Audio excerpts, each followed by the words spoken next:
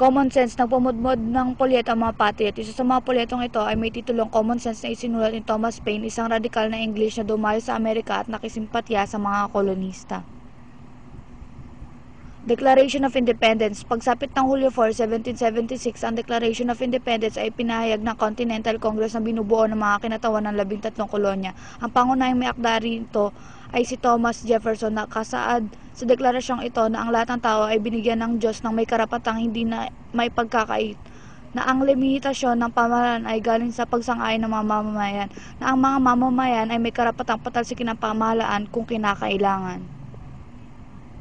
Ang sigaw ng 13 colonies ay hindi dapat magpasa at magpataw ng batas sa mga England nang walang pagsangguni at pagsang-ayon ng 13 colonies. Ayon sa kanila, ang ginawa ng England ay taxation without representation.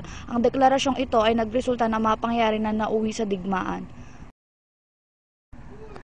Boston Tea Party. Higit na matindi ang galit laban sa England ng Boston, Massachusetts, isa sa 13 colonies. Lumala ito dahil sa insidenteng tinawag na Boston Massacre na nangyari noong March 1770, kung saan ilang Amerikano ang napatay nang sila ay pagbabarilin ng mga sundalong English.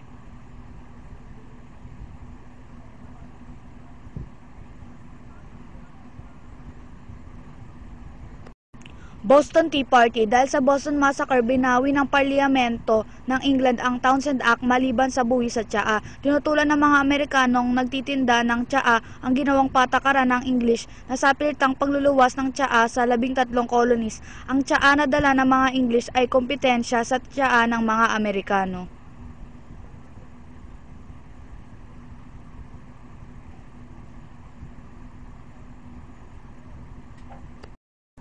Boston Tea Party. Nang dumaong ang barkong English, lulan ang tsaa, inakyat ng mga Amerikano ang barko at tinapon sa daungan ng Boston ang ilang daang kahon ng tsaa. Tinawag ang insidenteng ito na Boston Tea Party.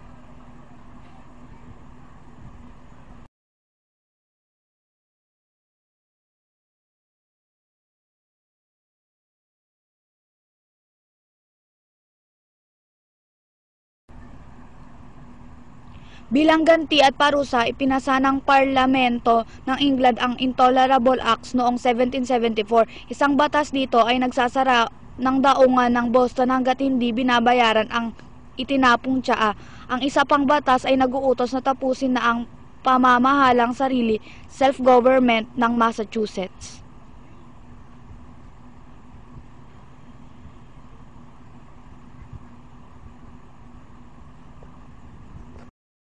Hindi maiwasan ang digmaan sa pagitan ng England at 13 colonies sa pagsiklab ng American Revolution. Kapwa umarap sa suliranin ang puwersang English at Amerikano. Kulang sa armas, pagkain at damit ang mga sundalong Amerikano. Hirap din ang mga English dahil sa layo ng England sa North America.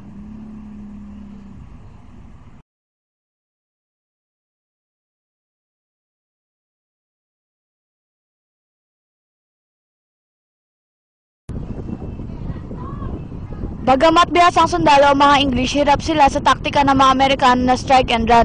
Bukod dito, hindi lahat ng English ay sumasang-ayon sa digmaan.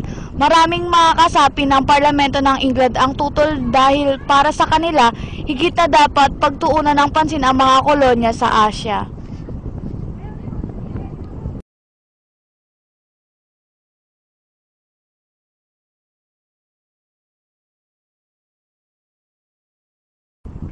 Gayunpaman, nagpadala ng sundalo ang England para labanan ang mga Amerikano. Matagumpay nilang nasakop ang lungsod ng New York. Subalit noong 1777, sumuko sa Saratoga ang 6,000 mersenaryo sa pamumuno ng general na Ingles na si John Burgoyne. Sa pagkakataong ito, ang mga English ang humikayat sa France na pumayag sa mungkahi ni Benjamin Franklin na makipag-alyansa ang France sa 13 colonies at magdeklara ng digmaan laban sa Great Britain.